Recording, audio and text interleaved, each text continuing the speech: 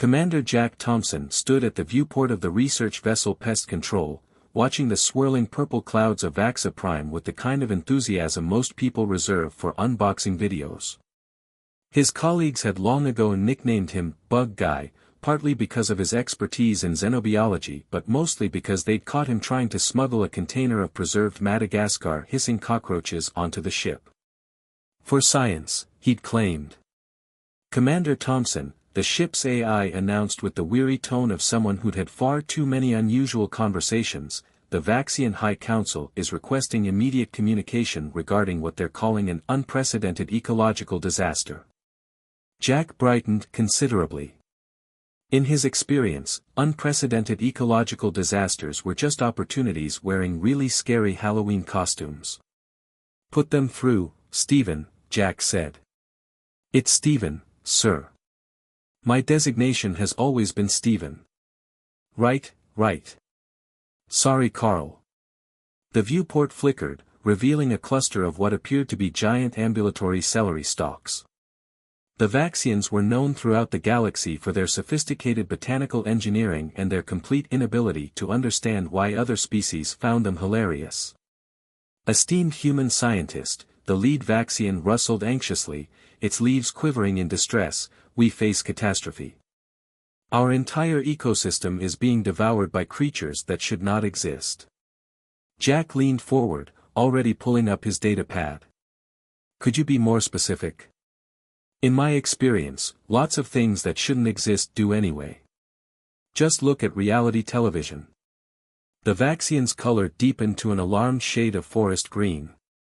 They emerged from the agricultural sectors 3 lunar cycles ago. Small, numerous, apparently simple organisms that reproduce at an impossible rate. They consume everything in their path, leaving only devastation in tiny spherical droppings. Fascinating. Jack was already sketching notes. And you've tried the usual methods? Predator introduction, chemical deterrence, strongly worded letters asking them to leave.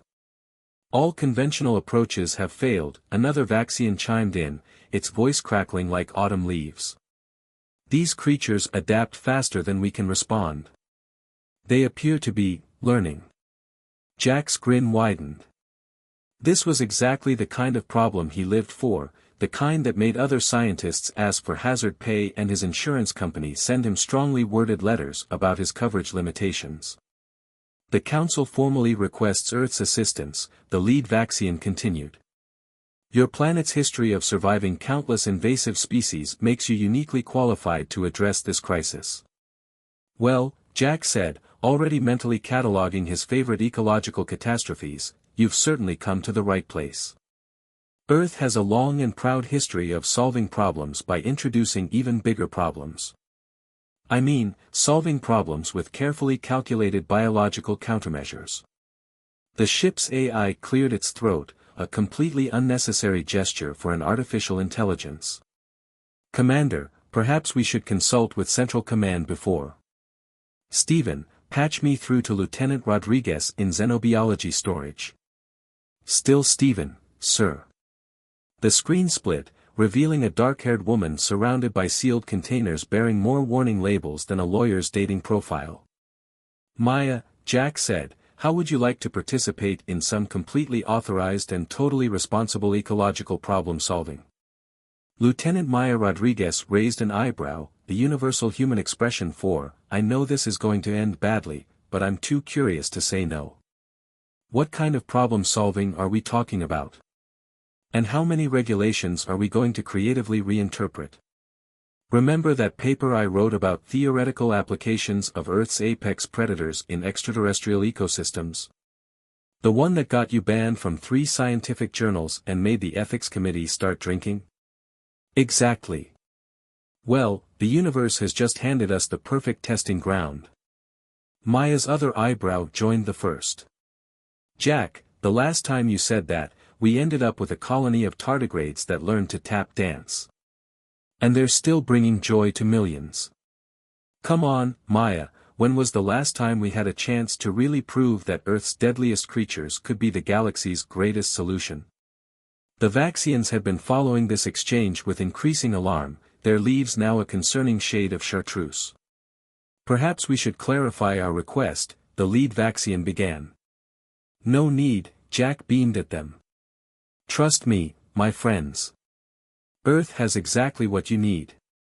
We've spent millions of years perfecting the art of biological problem solving through escalation. By this time tomorrow, your little pest problem will be, well, let's say it'll be facing some very motivated competition.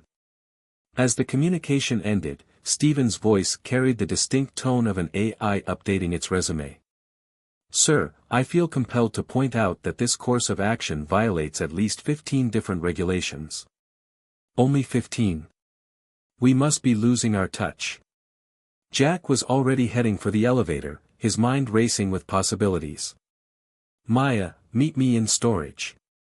We've got some containment units to prep. This is going to end badly, Maya called after him. So badly, Jack agreed cheerfully. That's what they said about the tardigrades. Stay tuned for part 2 of The Shocking Impact of Earth's Deadliest Creatures on Alien Worlds, where the Vaxians will learn firsthand why you should never underestimate the power of a planet that survived the Cretaceous-Paleogene extinction event and invented the Roomba. The emergency meeting of the Interstellar Ecological Council was going about as well as any meeting that involved 17 different species trying to share one conference table.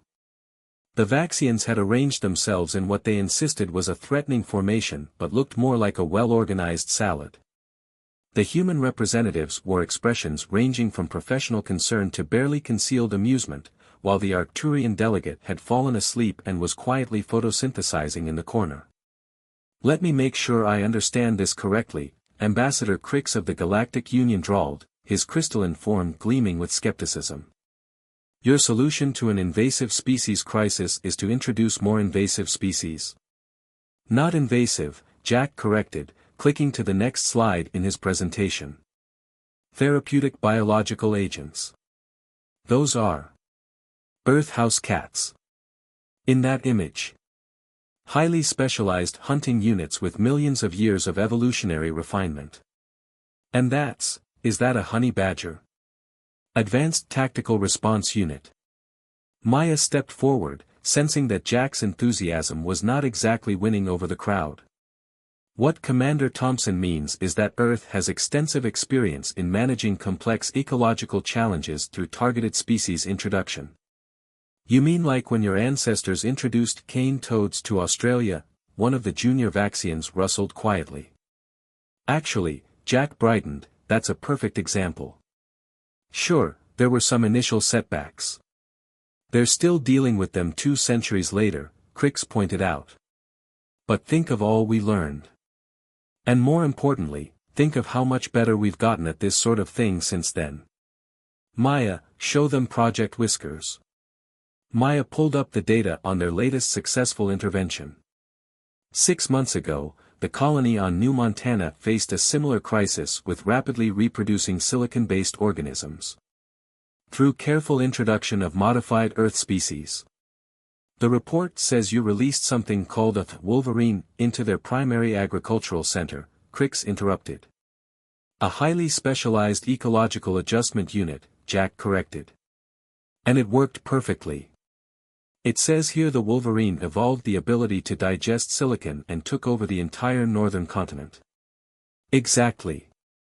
Problem solved. The Vaxians huddled together, their leaves rustling in what might have been concern or indigestion. The lead Vaxian, who had introduced himself as First Botanist Claw, finally spoke up. Perhaps we should consider alternative solutions. Look, Jack said, switching to his final slide, which featured a honey badger wearing a tiny lab coat for scientific credibility. I understand your concerns. But right now, your world is being overrun by organisms that nothing in your ecosystem can handle. You need something equally adaptable, equally tenacious, and just as good at surviving things it probably shouldn't.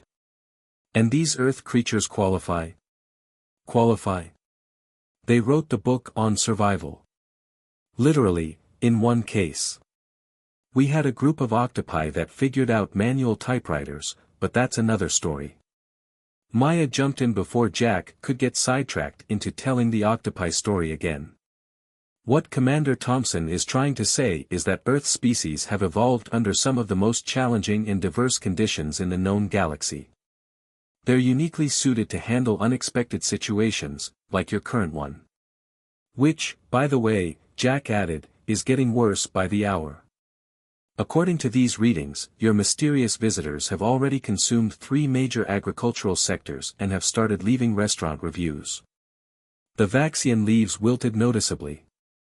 Claw turned to his fellows, their leaves brushing together in hurried consultation. Finally, he turned back. The High Council has authorized us to explore your proposal. Under strict supervision. Excellent. Jack was already reaching for his tablet. I have the perfect selection already prepared. Maya, prep the containment units. We'll start with something small but effective. Something elegant yet ruthless. Something that embodies Earth's finest traditions of survival against all odds. Crix leaned forward. And what, exactly, would that be? Jack's grin would have made a shark proud. Tell me, Ambassador. Have you ever heard of a mongoose? The meeting dissolved into chaos shortly after that, primarily because Jack had brought visual aids. Very active visual aids. In containment units. With air holes. This is highly irregular, Crix protested as they evacuated the conference room, and possibly a violation of at least 3 interstellar treaties. Only 3. Maya sighed, helping a junior Vaxian untangle itself from the chandelier. We must be losing our touch. In the midst of the chaos, Jack was already making preparations, his eyes gleaming with the special kind of madness that came from too many degrees and not enough common sense. Trust me, he called out to no one in particular, this is going to work perfectly. Stephen's voice crackled over the intercom, heavy with artificial resignation. Sir, shall I begin preparing the incident report forms? Not now, Stephen. We're about to make history.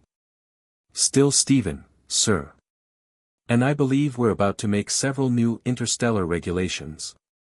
Will Commander Jack Thompson's radical plan save Vaxa Prime, or will the introduction of Earth's apex predators lead to an even greater ecological catastrophe? Find out in the next thrilling installment of The Shocking Impact of Earth's Deadliest Creatures on Alien Worlds. The first release of Earth's ecological adjustment units, or as Maya's report would later describe them, chaos incarnate with fur, went exactly as planned for approximately 3 minutes and 42 seconds. This was, as Jack pointed out, a new personal record.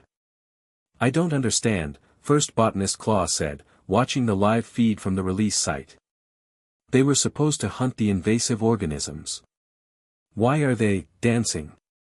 Jack peered at the monitors, where a group of mongooses were indeed performing what appeared to be an elaborate conga line. The atmospheric composition must be affecting them differently than our simulations predicted. Although, I have to admit, their rhythm is impressive. At least they're not, Maya started, before being interrupted by a new alert. Oh no. Oh, yes, Jack corrected, his eyes lighting up as new data streamed in. Look at these adaptation rates. The mongooses have already developed a rudimentary form of photosynthesis. They're becoming more efficient than we could have hoped. They're also organizing labor unions, Maya pointed out, gesturing to another screen where the mongooses had erected tiny picket signs demanding better working conditions and dental benefits. Ambassador Crix, who had insisted on overseeing the operation personally, presumably to gather evidence for the inevitable tribunal, made a sound like breaking glass. This is precisely the kind of chaos I warned about. These Earth creatures are even more unpredictable than the original invaders. Exactly, Jack beamed. That's what makes them perfect. Speaking of which, how are our little friends doing with the target species? A junior Vaxian analyst rustled nervously. The invasive organisms appear to have hired the mongooses as security consultants. There was a moment of silence, broken only by the sound of Stephen updating his backup files. Well, Jack said finally, that's unexpected. But not unfixable. This is exactly why we brought backup units. Maya, prep the secondary release. Maya checked her tablet and went pale. Jack, please tell me you didn't release the honey badgers. The next few hours were a blur of activity, punctuated by increasingly bizarre status reports. The honey badgers, true to their reputation, had immediately taken control of the situation. Just not in the way anyone had anticipated. They've established a parliamentary democracy, Maya reported, her voice weak with disbelief, and they're charging the original invaders protection money. But are they controlling the pest population? Jack asked hopefully. In a way. They've organized them into highly efficient work crews. They're now running most of the agricultural sectors as independent contractors. Crix was practically vibrating with crystalline fury. This is the single greatest ecological disaster since the Great Nebula mishap of 2184. I wouldn't say that, Jack protested. The honey badgers have increased agricultural efficiency by 300%. They've introduced a revolutionary new irrigation system. And look, they're teaching the original invaders sustainable farming practices using modified earth vegetables they somehow smuggled in. Are those artisanal organic kale farms? Maya added, reviewing the latest footage. The Vaxians, who had been watching their planet's transformation with a mixture of horror and fascination, were now showing signs of what Jack optimistically interpreted as acceptance. Their leaves had taken on a peculiar tie-dyed pattern that none of their xenobotanists had ever seen before. The High Council is uncertain how to proceed, Claw admitted. On one hand, this is clearly not what we anticipated. On the other hand, our agricultural productivity has never been higher, and the honey badgers have introduced several innovative financial instruments that have stabilized our economy. See? Jack gestured triumphantly. Everything's working out exactly as, wait, what was that last part? Before anyone could respond, a new alert flashed across the main screen. Maya's eyes widened as she read the report. Jack, we have a problem. The mongooses and honey badgers have formed a coalition. They're calling for democratic elections and have submitted an application for planetary independence. Crix rounded on Jack, his crystalline form practically crackling with outrage. You've turned their ecological crisis into a political revolution. I prefer to think of it as aggressive environmental restructuring with unexpected social benefits, Jack replied, already typing furiously on his tablet. But I admit we might need to adjust our approach. Slightly. Slightly. Maya was still reading incoming reports. The honey badgers have just announced plans for an interstellar trading company. Ah, Jack said with the air of someone who has just remembered something important. I probably should have mentioned that Earth honey badgers show unusually high aptitude for corporate management. But look on the bright side, at least they haven't figured out how to manipulate the stock market yet. Stephen's voice cut through the chaos. Sir, I feel compelled to inform you that several large transfers of cryptocurrency have just been detected from the planet's surface. Okay, so they're quick learners. That's what we wanted, right? Adaptability. The room erupted into another round of chaos as Crix began drafting an emergency petition to the Galactic Council, the Vaxians started panic photosynthesizing, and Maya quietly began updating her resume. As it turned out, the situation could, in fact, get worse. It just needed a little time and a lot of honey badger ingenuity. In the next installment of The Shocking Impact of Earth's Deadliest Creatures on Alien Worlds, the true nature of the invasive organisms will be revealed, and Commander Jack Thompson will face his greatest challenge yet, explaining to the Vaxians why commercializing their digestive system might not have been the best idea. I've identified the original invasive species, Maya announced during their emergency strategy session, her voice carrying the special kind of tension reserved for people about to deliver catastrophically bad news. They're not pests at all. They're Vaxian food processors. Jack looked up from his tablet, where he'd been reviewing the honey badger's latest economic proposals. Come again. The devastating invaders are actually bioengineered organisms designed to pre-digest plant matter for Vaxian consumption. They weren't destroying the ecosystem, they were preparing it for harvest. Like walking composters. There was a moment of profound silence, broken only by the distant sound of honey badgers conducting a corporate merger. So, Jack said slowly, when the Vaxians said these creatures were consuming everything in their path. They meant they were doing their job, Maya finished. And then we introduced capitalist honey badgers to manage it. Stephen's voice carried a distinct note of what might have been schadenfreude. Sir, the honey badgers have just announced plans to franchise their agricultural operations across 3 star systems. Not now, Stephen, Jack was pacing, his mind racing. Okay, this is salvageable. We just need to explain to the Vaxians that we've accidentally commercialized their digestive system. Maya suggested. Actually, that might be the least of our problems. Jack pointed to a new alert flashing on the main screen. The mongooses have developed a symbiotic relationship with the remaining processor organisms. They're now offering premium pre-digestion services. With a satisfaction guarantee. Ambassador Crix chose that moment to burst into the command center, his crystalline form practically strobing with agitation. The honey badgers have just submitted a bid to purchase the entire northern hemisphere. Their offer is quite reasonable, considering current market conditions. Not now, Crix, Jack said, still focused on the screen. Actually, sir, Stephen interjected, I feel compelled to point out that their business plan shows remarkable potential for sustainable growth. The situation reached new levels of chaos when first botanist Claw arrived, looking distinctly wilted around the edges. The High Council demands an explanation. Our entire species is facing a nutritional crisis, and your Earth creatures are establishing a corporate empire. In our defense, Jack tried, they're running it very efficiently. The honey badgers have introduced a comprehensive employee benefits package, Maya added, reviewing the latest reports. Including profit sharing and a surprisingly progressive parental leave policy. That's not the point. Claw's leaves were quivering with barely contained frustration.